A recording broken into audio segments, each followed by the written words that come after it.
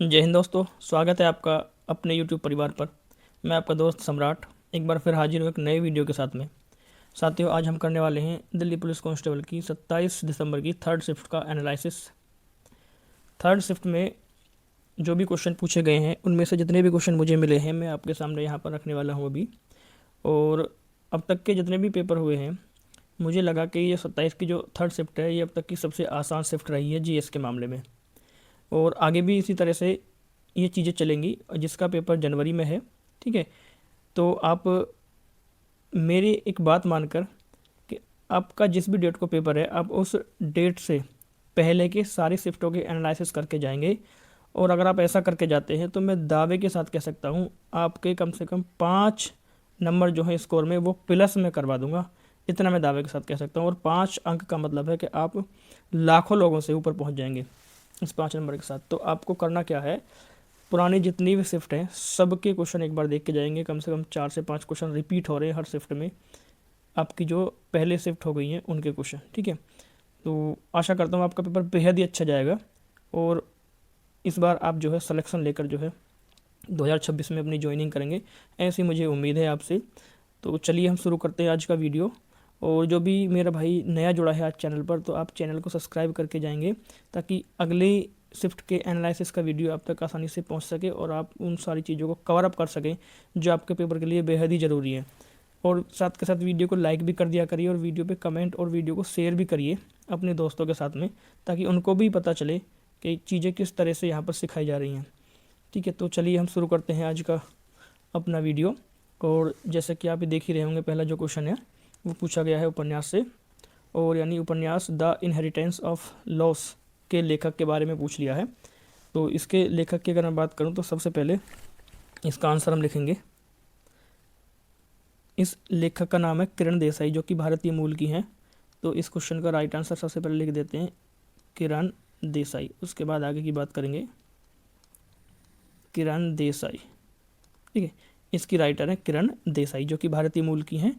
और जो ये आपका उपन्यास है द इनहेरिटेंस ऑफ लॉस, ठीक है, तो ये जो उपन्यास है ये प्रकाशित हुआ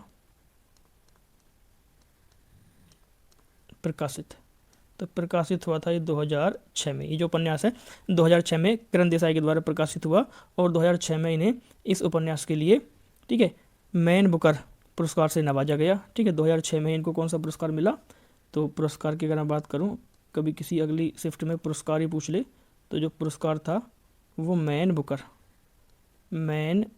बुकर पुरस्कार इनको मिला था 2006 में ही, ठीक है। तो इसको ध्यान रखेंगे। अगर मैं बात करता हूँ इस नाटक का जो विषय, इस उपन्यास का विषय क्या था, इस उपन्यास का विषय प्रवास, पहचान और संस्कृति, ठीक है, उसके उपनिवेशवाद के प्रभावों को संदर्भित करता है, ठीक है, ये उपन्यास। तो चलिए आगे बढ़ते हैं, क्योंकि वीडियो ज़्यादा बड़ा हो जाएगा फिर अगर मैं ज़्यादा इसको डिटेल में डिस्क्राइब करूँगा तो चीज़ें काफ़ी लंबी खिंच जाएंगी। अगला जो क्वेश्चन है वो संसद में केंद्रीय बजट कौन पेश करता है, भारतीय संसद में केंद्रीय बजट कौन पेश करता है। कितना आसान क्वेश्चन है।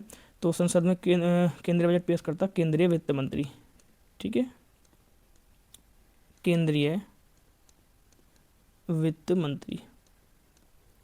केंद्रीय वित्त मंत्री जो है संसद में बजट पेश करते हैं।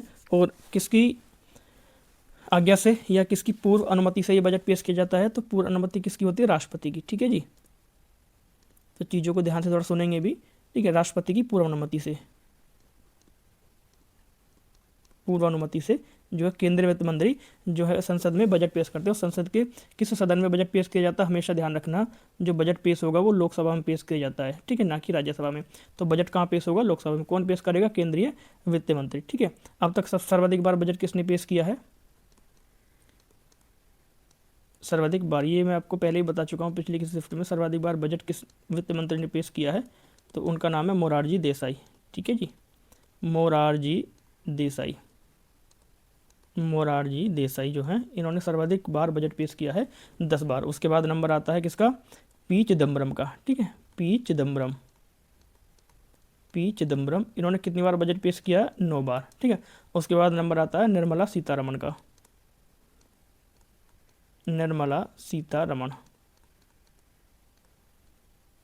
तो इन्होंने लगातार 8 बार जो है बजट पेश किया है। और जो मोरारजी देसाई इन्होंने 10 बार बजट पेश किया था, 10, 9 और 8। तो अब थर्ड नंबर पे है निर्मला सीतारमण, जो वर्तमान में भारत की जो वित्त मंत्री है, केंद्रीय वित्त मंत्री हैं। तो इसको ध्यान रखेंगे, बजट हमेशा लोकसभा में पेश किया जाएगा। बजट पेश करने से पहले राष्ट्रपति की पूर्व अनुमति आवश्यक है, और जो बजट है हमेशा वो 1 फरवरी को पेश किया जाता है। ठीक है, 1 फरवरी को जो है बजट लोकसभा में पेश किया जाता है। हर वर्ष 1 फरवरी को जो बजट पेश किया जाता है, तो इस चीज़ को ध्यान रखेंगे। आगे मैं बात करता हूँ अगले क्वेश्चन की। शेयर बाजार को कौन नियंत्रित करता है, क्वेश्चन पूछा है। जो शेयर मार्केट होता है उसको कौन नियंत्रित करता है, तो इसका राइट आंसर हो जाएगा सेबी। ठीक है, शेयर बाजार को कौन नियंत्रित करेगा, सेबी, SEBI। सेबी जो है वो शेयर बाजार को नियंत्रित करता है। तो सेबी का पूर्ण रूप है प्रतिभूति एवं विनिमय बोर्ड। ठीक है, प्रतिभूति एवं विनिमय board, security exchange board of India. तो इसको ध्यान रखेंगे। ठीक है, तो सेबी की अगर मैं स्थापना की बात करूँ, स्थापना, तो सेबी की स्थापना हुई थी जो 1988 में। ठीक है, सेबी की स्थापना 1988 में हुई थी। और अगर मैं बात करता हूँ सेबी एक्ट की, तो ध्यान रखना एक्ट बाद में आया था, सेबी एक्ट आया था 1992 में। तो स्थापना सेबी की हो गई थी 1988 में, और सेबी एक्ट आया था 1992 में। इस एक्ट के साथ में जो है सेबी को एक संवैधानिक संस्था, जो गैर संवैधानिक निकाय के रूप इस एक्ट के साथ में सेबी को क्या हुआ, एक सीमित अधिकार मिल गए। ठीक है, एक्ट के बाद। तो इसको ध्यान रखेंगे, 1988 में जो स्थापना हो गई थी पहले ही, लेकिन एक्ट जो आया था वो एक्ट बाद में आया था। इसको ध्यान रखेंगे। तो यहाँ पे थोड़ा सा जो क्वेश्चन है जो अपवाद स्वरूप हो जाता है कभी कभी ये, तो दोनों में से एक ही डेट मिलेगी आपको पेपर में, दोनों नहीं मिलेंगे, तो 1988 मिलेगा या 1992 मिलेगा। ठीक है, तो नेक्स्ट हम बात करते हैं अगले क्वेश्चन की। अगला क्वेश्चन पूछा है, खर्ची पूजा मुख्य रूप से किस राज्य में मनाई जाती है, खर्ची पूजा। ठीक है, मैं अपनी तरफ से साथियों ये कोशिश करता हूँ कि कोई भी फेक क्वेश्चन या कोई भी गलत क्वेश्चन आप तक ना पहुंच जाए। ठीक है, जो सिर्फ जिस शिफ्ट में क्वेश्चन आया है वो सारे ओरिएंटेड क्वेश्चन ही लाता हूँ, बहुत बार इनको वेरीफाई करता हूँ ताकि गलत जानकारी मेरे द्वारा आप तक नहीं पहुंची, तो उसका मैं बहुत ध्यान रखता हूँ। तो इसलिए थोड़ा सा वीडियो लेट हो जाता है, उसके कई कारण है वीडियो लेट होने के। ठीक है, तो ये एक ही कारण नहीं है, तो कई और भी कारण है। तो इसको देखते हैं, खर्ची पूजा मुख्य रूप से किस राज्य में मनाई जाती है। तो इसका जो राइट आंसर हो जाएगा, खर्ची पूजा किस राज्य में मनाई जाती है, तो इसका राइट आंसर हो जाएगा त्रिपुरा। तो जो खर्ची पूजा है वो त्रिपुरा राज्य में जो है मनाई जाती है, पूरे हर्ष उल्लास के साथ जो है त्रिपुरा राज्य में ये मनाई जाती है। और इसका जो समय है जुलाई महीने में मनाई जाती है। ठीक है, तो इसको ध्यान रखेंगे, जुलाई माह में जो है खर्ची पूजा का त्यौहार है त्रिपुरा में जो ये मनाया जाता है। ठीक है, तो इस त्यौहार में क्या होता है, 14 देवताओं की पूजा के साथ धरती माता को शुद्ध करने का जो अनुष्ठान किया जाता है। ठीक है, और जुलाई माह में ये जो त्यौहार है मनाया जाता है, कहाँ पर, त्रिपुरा में। नेक्स्ट हम आगे बात करते हैं अपने अगले क्वेश्चन की। हमारा अगला क्वेश्चन है, गणतंत्र दिवस परेड 2025 में पीएम विश्वकर्मा योजना के कितने लाभार्थियों को विशेष अतिथि के रूप में आमंत्रित किया गया था। तो इस का जो है क्वेश्चन का राइट आंसर हो जाएगा 100 सदस्य। ठीक है, जो 100 सदस्यों को जो है आमंत्रित किया गया था इसमें, तो इसका राइट आंसर हो जाएगा 100 सदस्य। आगे हम बात करते हैं अगले क्वेश्चन की। अगला क्वेश्चन हमारा, जवाहर रोजगार योजना कब शुरू की गई थी। जो जवाहर रोजगार योजना है इसकी शुरुआत कब हुई थी, तो इसकी शुरुआत हुई थी 1989 में। इसका राइट आंसर हो जाएगा 1989। ठीक है, 1989 में इस योजना की जो है शुरुआत हुई। नेक्स्ट आगे बात करते हैं हम अपने अगले क्वेश्चन की। 1978 में कनाडा के एडमंटन में आयोजित राष्ट्रमंडल खेलों में बैडमिंटन पुरुष एकल में भारत के लिए स्वर्ण पदक किसने जीता था। भारत के लिए स्वर्ण पदक किसने जीता था, तो इनका नाम था प्रकाश पादुकोण। ठीक है, प्रकाश पादुकोण। ठीक है, तो इन्होंने जो है ये स्वर्ण पदक जीता। और ये जो अभिनेत्री, हमारी अभिनेत्री हैं, इनकी बेटी है एक अभिनेत्री दीपिका पादुकोण। ठीक है, उसके ये पिता हैं, दीपिका पादुकोण के कौन है, पिता।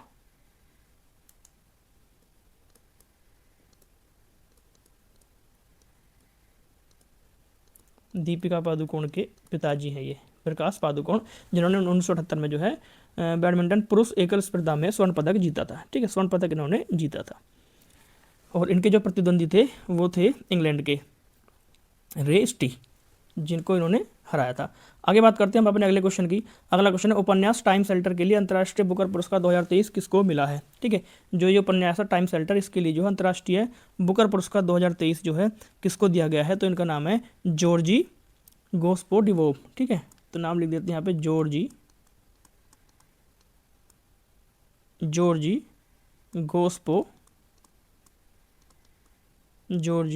गोस्पोडिनोव।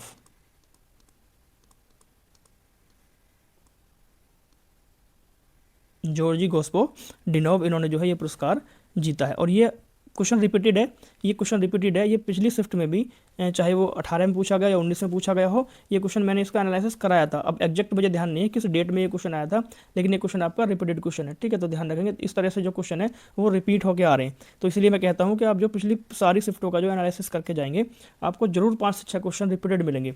तो आगे बात करते हैं हम अगले क्वेश्चन की। अगला जो क्वेश्चन है हमारा, कथावाचन का संबंध किस भारतीय शास्त्रीय नृत्य से है। जो कथावाचन है यानी इसका मतलब होता है, कथावाचन का मतलब कहानी सुनाना, ठीक है। जो कथावाचन है इसका संबंध किस भारतीय शास्त्रीय नृत्य से है, तो इसका राइट आंसर हो जाएगा कथक, ठीक है।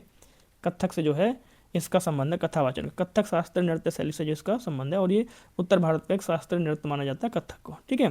कथक को उत्तर भारत का एक शास्त्रीय नृत्य माना जाता है, इसका ध्यान रखेंगे। ये एकमात्र उत्तर भारत का शास्त्रीय नृत्य, बाकी सारे जो शास्त्रीय नृत्य हैं दक्षिण भारतीय राज्यों के हैं। आगे बात करते हैं हम अगले क्वेश्चन की। भील जनजाति के द्वारा विवाह के अवसर पर किया जाने वाला नृत्य कौन सा है। जो भील जनजाति है तो ब्याह यानी जो है विवाह शादी के अवसर पर जो है कौन सा नृत्य करते हैं, तो इस नृत्य का नाम है हाथी मना, ठीक है। इसका राइट आंसर हो जाएगा हाथी मना। हाथी मना जो है नृत्य किया जाता है, और ये क्वेश्चन आगे किसी न किसी की शिफ्ट में जरूर रिपीट होगा, तो ध्यान रखना इस चीज़ को, ठीक है। तो हाथी मना जो नृत्य है वो भील जनजाति के द्वारा जो है विवाह के अवसर पर ये नृत्य किया जाता है। तो आगे बात करते हैं हम अगले क्वेश्चन की। अगला क्वेश्चन है, कर्नाटक संगीत की द्रविड़ शैली में कितने मुख्य ताल होते हैं। जो कर्नाटक संगीत की द्रविड़ शैली है इसमें कितनी ताल होती हैं, तो इसमें 7 ताल होती हैं, ठीक है जी। इसमें जो है 7 ताल होती है, इसका राइट आंसर हो जाएगा 7, ठीक है। तो इन 7 तालों के नाम मैं ऐसे ही बोल के आपको बता देता हूँ, ठीक है। जिसमें नंबर 1 होती है ध्रुव ताल, उसके बाद होती है हमारी मत्स्य ताल, उसके बाद रूपक ताल होती है, फिर झंपा ताल, त्रिपुटा ताल, आटा ताल और एका ताल, ठीक है। ये 7 तरह की ताल होती है, तो इसका राइट आंसर हो जाएगा 7 ताल।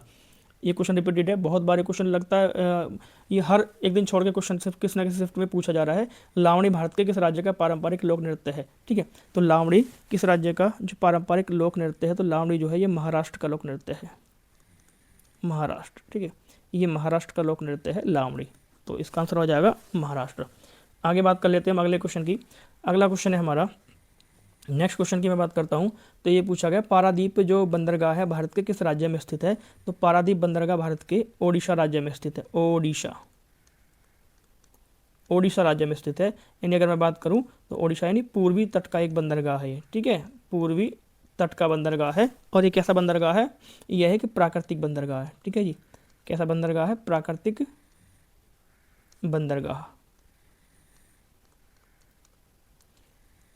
यह एक प्राकृतिक बंदरगाह है जो भारत के पूर्वी तट पर ओडिशा में स्थित है, ओडिशा में स्थित है ये बंदरगाह। ये बंदरगाह जो है बंगाल की खाड़ी के किनारे महानदी के मुहाने पर, ठीक है, एक प्रमुख गहरा और प्राकृतिक बंदरगाह इसको माना जाता है। आगे बात करते हैं हम अगले क्वेश्चन की। अगला क्वेश्चन पंचवर्षीय योजना से आ गया है। राउरकेला और भिलाई इस्पात संयंत्र किस पंचवर्षीय योजना से संबंधित है। कुछ टॉपिक ऐसे हैं जो आपको बिल्कुल पढ़ के जाने, जैसे हमारा पंचवर्षीय योजना हो गया, ठीक है। यहाँ से हर शिफ्ट में क्वेश्चन पूछा जा रहा है, नृत्य से क्वेश्चन पूछा जा रहा है हर शिफ्ट में, ठीक है। हर शिफ्ट में क्वेश्चन पूछा जा रहा है, एक पुस्तक का लेखक या पुरस्कार से क्वेश्चन आ रहा है। तो कुछ चीज़ें ऐसी हैं जो आपको पढ़ के जानी है बिल्कुल अच्छे तरीके से। राउरकेला जो है और भिलाई इस्पात संयंत्र किस पंचवर्षीय योजना से संबंधित है। तो ये दूसरी पंचवर्षीय योजना में इनकी स्थापना हुई थी जी, दूसरी पंचवर्षीय योजना, दूसरी पंचवर्षीय योजना। और मैं कहूँगा कि इस शिफ्ट से आसान जो है अभी तक कोई शिफ्ट नहीं है जीएस के मामले में, ठीक है। दूसरी पंचवर्षीय योजना की जो अवधि थी 1956 से 1961 तक जो है इसकी अवधि रही थी, ठीक है। तो इस पंचवर्षीय योजना में राउरकेला और भिलाई इस्पात संयंत्र की जो है उनकी स्थापना की गई थी, यानी उनको स्थापित किया गया था, ठीक है। तो ये योजना जो थी हमारी भारी उद्योगों और विकास औद्योगिकरण पर आधारित थी। दूसरी पंचवर्षीय योजना का मुख्य लक्ष्य यही था, ठीक है। तो अगर मैं बात करता हूँ यहाँ पर भिलाई इस्पात संयंत्र जो था, ये भिलाई इस्पात संयंत्र रूस की सहायता से स्थापित किया गया था, ठीक है। भिलाई इस्पात संयंत्र रूस की सहायता से स्थापित किया गया था, और जो राउरकेला संयंत्र है ये जर्मनी की सहायता से स्थापित किया गया था, ठीक है। इसको ध्यान रखेंगे, रूस और जर्मनी। आगे बात करते हैं अपने अगले क्वेश्चन की। तो यहाँ पर 2022 का अंतर्राष्ट्रीय बुकर पुरस्कार किस पुस्तक को दिया गया है। 2022 का जो है अंतर्राष्ट्रीय बुकर पुरस्कार किस पुस्तक को दिया गया है। तो इस पुस्तक का नाम है टॉम्ब ऑफ सैंड, ठीक है। तो इस पुस्तक का नाम है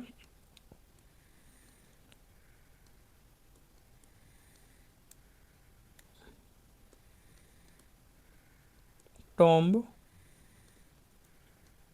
of sand. Tomb of sand को जो है ये पुरस्कार दिया गया है, और इसकी लेखक हैं गीतांजलि श्री, ठीक है। अगर मैं इसके लेखक की बात करूं तो लेखक का नाम है गीतांजलि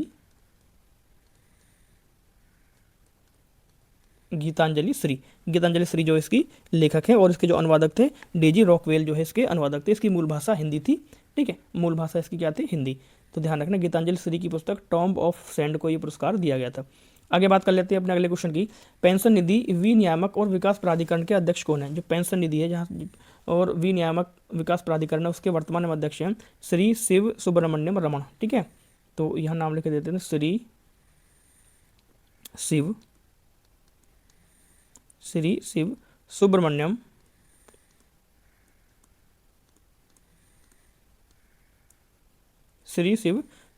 रमन।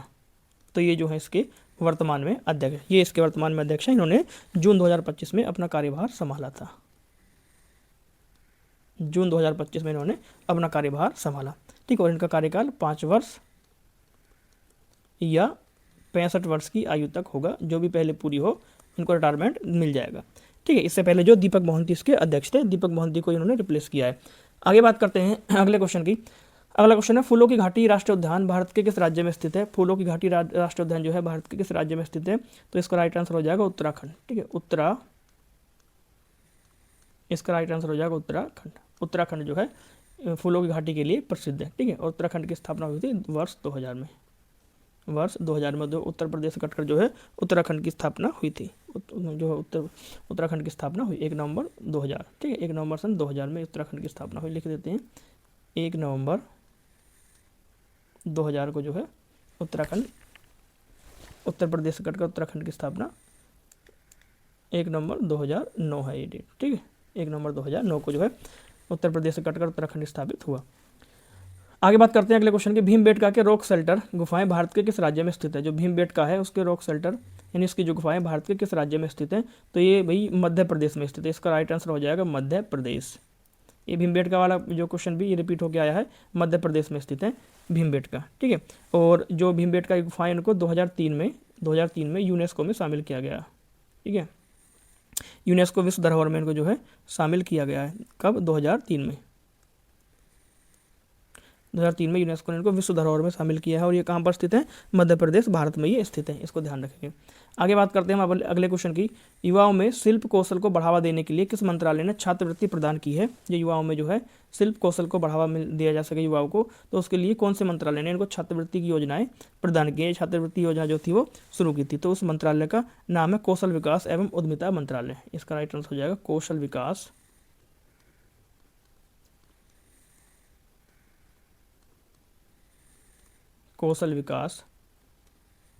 एवं उद्यमिता मंत्रालय। तो इसका राइट आंसर हो जाएगा कौशल विकास एवं उद्यमिता मंत्रालय ने योजना प्रारंभ की है। आगे देखते हैं अगले क्वेश्चन की। सितंबर 2025 में किस राज्यपाल को महाराष्ट्र का अतिरिक्त कार्यभार सौंपा गया है? कौन से राज्यपाल को महाराष्ट्र का भी राज्यपाल बनाया गया है, यानी उनको जो है महाराष्ट्र राज्य का भी अतिरिक्त कार्यभार सौंप दिया गया है? तो इनका नाम है, ये गुजरात के राज्यपाल हैं, गुजरात राज्यपाल इनका नाम है आचार्य देवव्रत। ठीक है जी, आचार्य देवव्रत। इनको जो है गुजरात के साथ साथ महाराष्ट्र राज्य का भी अतिरिक्त कार्यभार सौंप दिया गया था। आगे बात करते हैं अपने अगले क्वेश्चन की। किस राज्य को सिंह तेंदुआ राज्य कहा जाता है? किस राज्य को सिंह तेंदुआ राज्य कहा जाता है? तो इस राज्य का नाम है मध्य प्रदेश। मध्य प्रदेश को जो है सिंह तेंदुआ राज्य के नाम से भी जाना जाता है। सिंह तेंदुआ राज्य के नाम से ये प्रसिद्ध है। ठीक है, तो मध्य प्रदेश में बाघों की संख्या सर्वाधिक है। तो अगर मैं बात करता हूँ यहाँ पर वर्तमान में बाघों की संख्या कितनी है? तो 785 बाघ है वर्तमान में। ठीक है, वर्तमान में यहाँ पर 785 बाघ हैं। अगर मैं तेंदुआ की बात करूँ,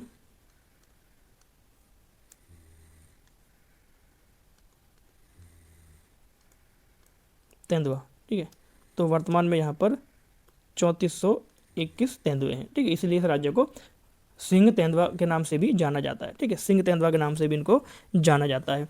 तो ध्यान रहेगा कौन सा राज्य है ये? MP, मध्य प्रदेश। आगे बात करते हैं अगले क्वेश्चन की। निम्न में से कौन सा अन्य से भिन्न है? तो अन्य से भिन्न यानी यहाँ पर जो है ये सवाल पूछा गया अन्य से भिन्न। अब ऑप्शन इसके क्या थे पता नहीं। ऑप्शन में एक तो गेहूँ था, ठीक है, बच्चे ने जिस तरह से बताया था। उसके बाद कुछ 1-2 फसलें और थी जिनमें से उनसे जो है गेहूँ जो अलग था। ठीक है, तो इसका राइट आंसर कौन सा हो जाएगा? गेहूँ। तो ये शायद फसलों के आधार पर था, फसलों की ऋतुओं के आधार पर, रबी या खरीफ की फसलों के इस तरह से क्वेश्चन रहा होगा। तो इसका राइट आंसर क्या था? इसका राइट आंसर था वहाँ पर गेहूँ। ठीक है, गेहूँ। तो ये क्वेश्चन पूछा गया। आगे बात करते हैं अगले क्वेश्चन की। अगला क्वेश्चन है हमारा, प्रयाग प्रशस्ति अभिलेख किस शासक से संबंधित है? जो प्रयाग प्रशस्ति अभिलेख है ये किस शासक से संबंधित है? तो इसका राइट आंसर हो जाएगा गुप्त शासक। गुप्त शासक, गुप्त वंश के शासक थे समुद्रगुप्त। गुप्त शासक समुद्रगुप्त, तो उनसे संबंधित है प्रयाग प्रशस्ति। ठीक है, प्रयाग प्रशस्ति की रचना किसने की?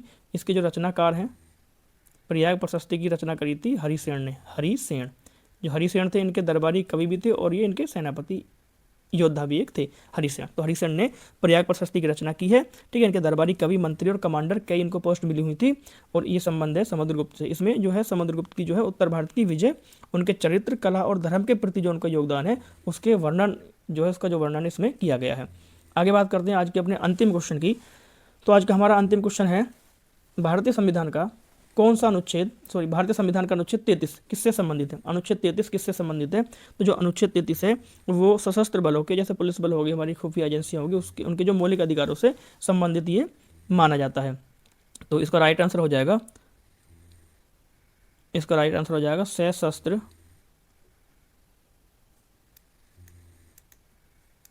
वर्तनी संबंधी गड़बड़ हो जाएगी, सही से लिखते हैं, सशस्त्र बलों, सशस्त्र बलों, पुलिस। ठीक है, उसके बाद हमारा खुफिया एजेंसी,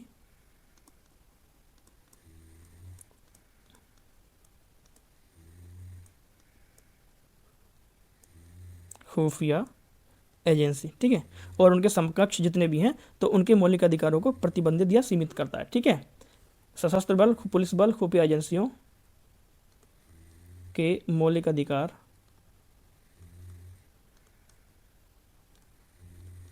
मौलिक अधिकारों को सीमित करता है। ठीक है, मौलिक अधिकारों को सीमित करता है, तो उससे संबंधित है। जो अनुच्छेद 33 है ये हमारे मौलिक अधिकारों से संबंधित है। आर्टिकल 33 जो हमारे फंडामेंटल राइट्स से संबंधित है, मौलिक अधिकारों से ये संबंधित है। और मौलिक अधिकारों का जो उल्लेख है वो संविधान के भाग कितने में है? भाग 3 में। अगर मैं बात करता हूँ मौलिक अधिकारों के आर्टिकल की, तो आर्टिकल भाई 12 से लेकर 35 तक जो है मौलिक अधिकार हमारे आते हैं, अनुच्छेद 12 से 35 तक। ठीक है, आर्टिकल 32 संबंधित हमारे छठे मौलिक अधिकार से, संवैधानिक उपचारों के अधिकार से। ठीक है, वो क्वेश्चन भी एग्जाम में कई बार रिपीट हुआ है, तो इसको ध्यान रखेंगे। ठीक है, तो ये थे हमारे आज की शिफ्ट के, थर्ड शिफ्ट के कुछ क्वेश्चन जो मैं लेकर आया हूँ। बिल्कुल ओरिएंटेड क्वेश्चन है, आपको एक एक क्वेश्चन एग्जाम में ऐसा ही रखा हुआ मिलेगा। ठीक है, अगर आप अपने आंसर की चेक करेंगे, जिस भाई ने भी थर्ड शिफ्ट का दिया होगा तो उसको पता लग गया होगा कि सारे क्वेश्चन जो है ओरिएंटेड है। ठीक है, तो आप इन क्वेश्चन को अच्छे से जो है तैयार करके जाएंगे, हो सकता है अगली शिफ्टों में इनमें से क्वेश्चन आपको रिपीट मिल जाए। ठीक है, तो चलते हैं, मिलते हैं हम नेक्स्ट वीडियो में। तब तक के लिए आपका बहुत बहुत शुक्रिया कि आप वीडियो पर बने, और आपको वीडियो कैसा लगा है आप मुझे कमेंट करके ज़रूर बताएंगे। ठीक है, तो मिलते हैं नेक्स्ट वीडियो में, तब तक के लिए टाटा बाय बाय।